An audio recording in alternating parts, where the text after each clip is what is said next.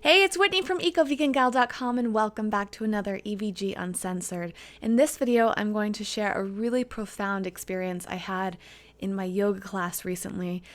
And I want to share this with you because I hope that this is something each of you can try to experience on your own if you haven't yet. I think it was such a powerful moment and I just can't wait to hear what you have to say in regards to it.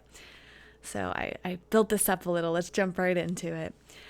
As many of you who have been watching this channel regularly know, I have been doing a lot of yoga. I started doing yoga last December, I believe, and it is now May. So I've done over 5 months of yoga, which is the most amount of time that I've ever devoted to yoga practice. Actually, I should take that back because for a while, I joined a yoga studio, though I wasn't actually doing much yoga there. The yoga studio I belong to actually has all sorts of different fitness classes, and I was very resistant to taking the yoga classes because I read over the lists and the descriptions, and none of them felt that appealing to me. Many of them were vinyasa flow classes, and I had this predetermined idea that that's not the type of yoga that I wanted to do and that I was going to feel bored and it just wasn't going to feel right to me. It wasn't the type of exercise I wanted. And I may have told the story in a video before, but one night when I was going to my regular fitness class, the class filled up. So there were too many people and they didn't have any more room for me. And I really wanted to work out that night, so I took the vinyasa flow class, and I literally was dragging my feet and grumbling, and I was so mad about it, but I thought, you know what, I'm here, I'm in my workout clothes, I've committed to working out tonight, I'll just go. And the teacher at the desk kept saying, or the person at the desk kept saying, the teacher in this class is so wonderful, you're going to love this. And I said, no, I really don't like vinyasa flow. I highly doubt I'm going to like this class. And that person was absolutely right. I had a very transformative class there. And ever since, I've been dedicated to doing that yoga class with that teacher 3 times a week. Plus, I'm really working on going 5 times a week to Vinyasa Flow because there's another teacher I ended up trying as a result who's transformed things for me. Plus, I go to this incredible restorative yoga class. So now I have a yoga practice of 6 days a week. Okay, a minimum of 3. Every week's a little bit different. It has changed my life in so many incredible ways. And I'm not going to get into all those details because I believe I've sprinkled in that what I've learned in many of my videos, but I wanted to set up this story even though I think I've said it before to you. So first of all, it was transformative in the fact that I was resistant to something, but I went and did it anyways. And I have learned just so much through each of these classes. I'll have to really think about when I started, and maybe I have a video that will remind me, but it's been a few months now that I've been really dedicated to it, and every class teaches me something really, really important, and it's always different, and oftentimes it's something that I don't expect. One of the more common things that I've experienced in this yoga class is that I walk into class, often my brain is going really fast. It's moving in this momentum and I'm just thinking about 1,000 things that I want to do. And oftentimes it's really hard for me to go to yoga because I would much rather be doing things. And going to yoga is one of the few times where I am in one place and I can't get on my computer or my phone. And I just have to sit there and think. And so, of course, I'm sitting there and thinking about all these amazing things, wishing I could write them down or do them. But I can't. I'm in class for an hour and a half and committed to this practice. What's interesting is that within 5 to 10 minutes, my brain starts to kind of shut off and I get really, really focused. And this is amazing for me because I have a very hard time focusing. Tonight is a perfect example. I have this whole list of things to do and I've barely done any of them. This video was on my list, so I get to check that off. But it's been very entertaining because I've just been doing everything but things on this list. And it's funny to me, and I allow myself to get a little scattered like that sometimes, but I'm really working on staying focused, and yoga has just been an amazing template for that. So if you've ever taken yoga, or if you ever haven't taken yoga before in this capacity, or allowed yourself to experience yoga in this way, it's really incredible. And I highly recommend this to people who have a hard time just getting grounded, have a hard time being in the moment. That's something that I've been working on for years, is meditating, getting into meditative practice, which is another challenge on its own. And actually, I will come back to that point in a moment. But it's just so hard for me to just stop thinking about the future or stop thinking about the past and just sit here. But what yoga makes it easy for me is because this specific yoga class is really challenging. And because I've been going to this class every other day, I have been noticing all sorts of changes in my body, and mainly in that parts of my body that felt really tight are getting looser. My muscles are so much more flexible, and I'm experiencing less pain in places that I was experiencing pain. And it's just so exciting to have that transformation. So that's really interesting, and it's interesting to just push myself in new ways. I mean, I can go on and on. Maybe I'll devote a whole video to all the different things I'm learning and how I've overcome them in yoga. It's been really exciting. So please let me know in a comment if you want to hear more about yoga specifically and some of the tools I'm learning and some of the ways that I'm growing and all the little pieces of advice I'm learning along the way. But tonight I experienced something I haven't yet experienced in any of these classes I've been to. So it all comes back to, I think it was last night, I was watching a video. I'm a huge fan of Marie Forleo. If you haven't checked her out yet and you're an entrepreneur wanting to start your own business, looking for ways to improve your life in as many ways as possible, Marie Forleo is such a great resource for that. And she has these wonderful videos. And I was actually watching an interview with her off her own channel. It was on somebody else's channel. And one thing she said in there was she was talking about her history. And she was talking about how at the age of 17, she learned how to meditate. And as soon as she said that and went on to speak about the benefits of learning at such a young age, I found myself growing a little envious and sad. And I thought, I wish I had learned to meditate that young. And I felt a little disappointed in myself that I hadn't found the interest in meditation that early. It was such an interesting moment, and I try not to allow myself to focus on those negative thoughts too much. I try not to let myself feel guilty or disappointed in myself, because I recognize that we're all on a different journey, and it's really hurtful to ourselves to compare ourselves to somebody else and somebody else's journey.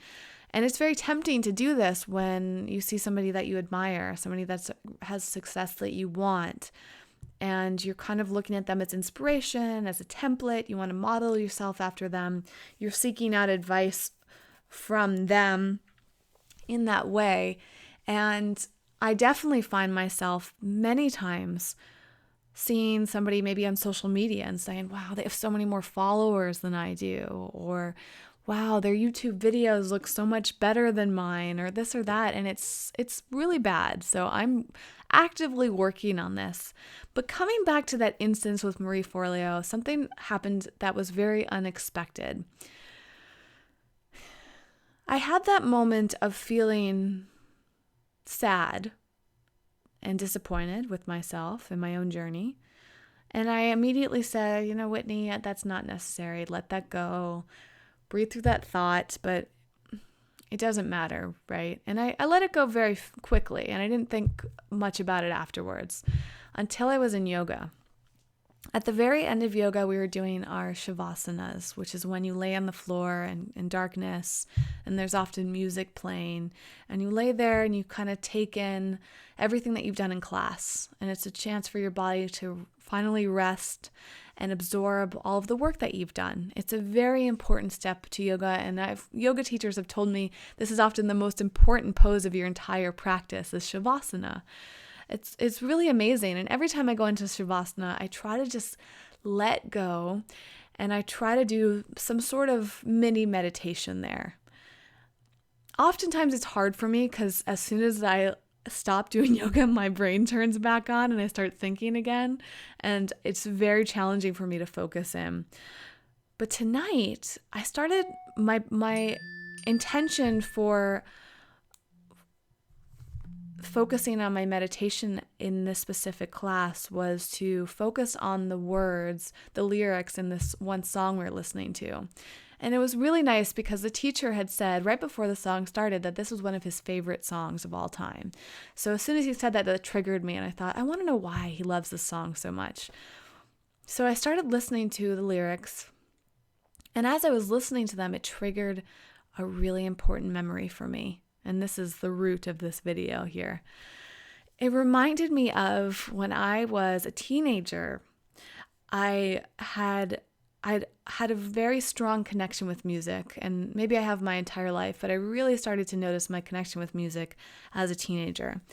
And I had this memory that came up while doing Shavasana tonight, this memory of listening to Dave Matthews' album Under the Table and Dreaming. And Dave Matthews at the time was huge and everybody loved him. And I really probably had that album because everybody else had it. And I don't know about you, but like music as a teenager, a lot of the times it was very influenced by other people and other people's opinions. So Dave Matthews was one of those bands I really to this day don't know if I liked because everybody else liked him or because if I really liked him, if it was a mixture of both. But he had this one song, and I think it was actually called Under the Table and Dreaming. I can't even remember right now. Or no, it was Satellite. It was that song Satellite. And I want you to listen to this if you haven't heard it before, because it's a really beautiful song. And I felt very compelled at the time to turn off all the lights in my room and lay down and listen to this song. And I remember when a friend came over, I told her that I wanted to do this with her. Said, you got to listen to this song. You got to lay down and listen to this song in the dark. I remember being embarrassed because she reacted very oddly. She thought I was kind of odd for doing this. And I was embarrassed about it. So that memory was kind of a profound one for me in that sense of being embarrassed. And I haven't really thought about that moment until tonight. And you know what it made me realize? Here I was in this class this evening in Shavasana, lying down on the floor, relaxing, trying to clear my mind and focus on a song in the dark. That is a specific yoga practice, and a lot of people consider that meditation. When I was a teenager, I did almost the exact same thing. I laid down on a bed, or maybe I laid down on my floor, actually, now that I think about it. I used to do that a lot. Laying down on the floor or on the bed, wherever it was, in the dark, listening to music, clearing my mind. Now, the reason this is so profound is that I was a teenager and I was meditating without realizing it. I don't think I knew what meditation was at that age, and yet I naturally gravitated towards it.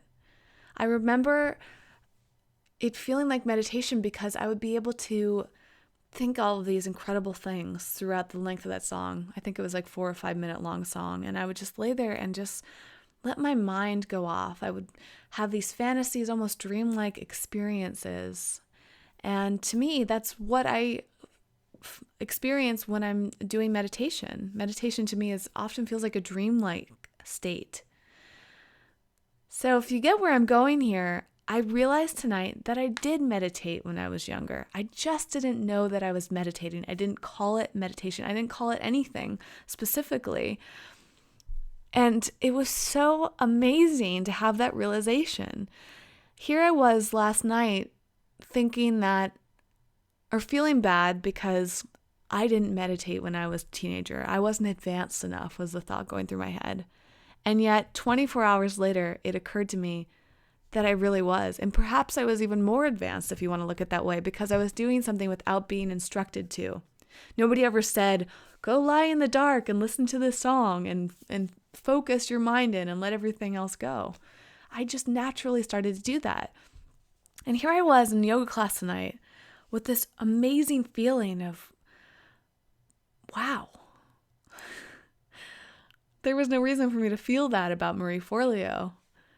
Or maybe I needed to feel that about Marie Forleo's experience. Maybe I needed to hear her experience in order to connect with something, to remember something I wouldn't have necessarily remembered that didn't really seem like that big of a deal until I connected some meaning to it tonight.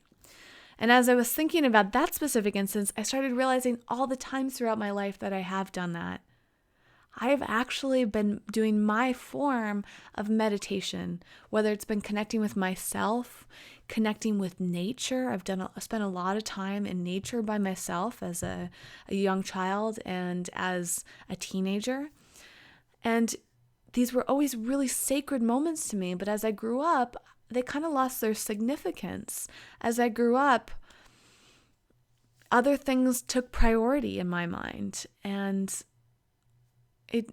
I'm thankful for the fact that I used to have that freedom and that flowiness and that connection and that time for myself. But I just haven't thought about them in this context here. And I really wanted to share this experience with you because I think it's really important to start to connect to your roots. This is another thing that I've been doing a lot recently. I'm about to take a money course, an online money course that I'm just beyond filled with. It starts on Monday, the 12th, I think. And I'm so excited. I'll definitely be sharing things with you on that. But through signing up for the course and also reading the book by the author, the woman that's conducting this course, part of the process has been doing some journaling and doing some thinking back into what your roots are with money. And one night I sat down for like an hour and I wrote down all my memories about money and all the jobs that I've had and all of the feelings I've had around money. And I was really trying to go as far back in time and start realizing which patterns I've developed around money and what mindsets I've had for most of my life, because that impacts how you act now in your adult life. And it was so incredible what came out. All these memories started coming up. I forgot about certain jobs I've had. I forgot what it felt like to receive money at certain ages. And it was just really incredible.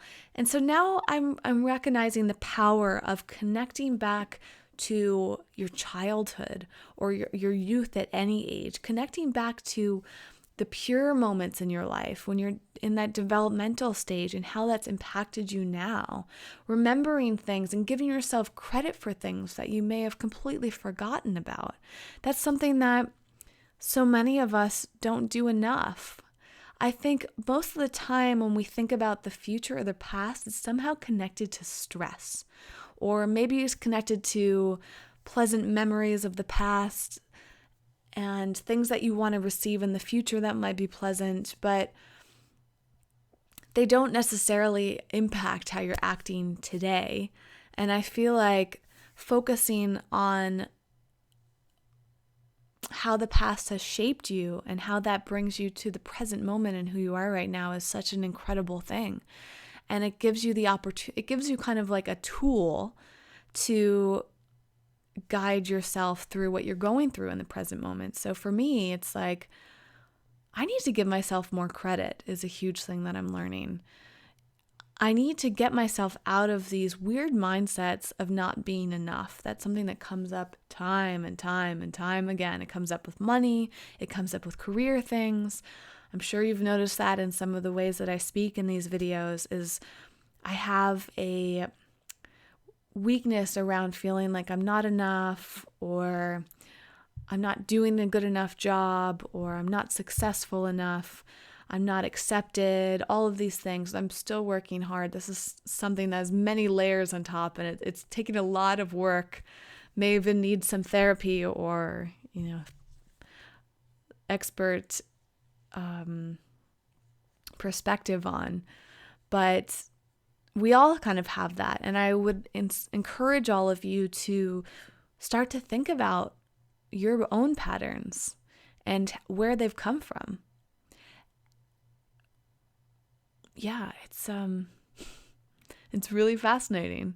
It's really, really fascinating. If you're not going to therapy for whatever reason in your life, but are struggling through some things, it's something that you can easily do just by getting into meditation and focus. So maybe you want to join a yoga class like me and see if a few months down the line you'll have profound experiences like me, or maybe you'll have them within your first few yoga sessions.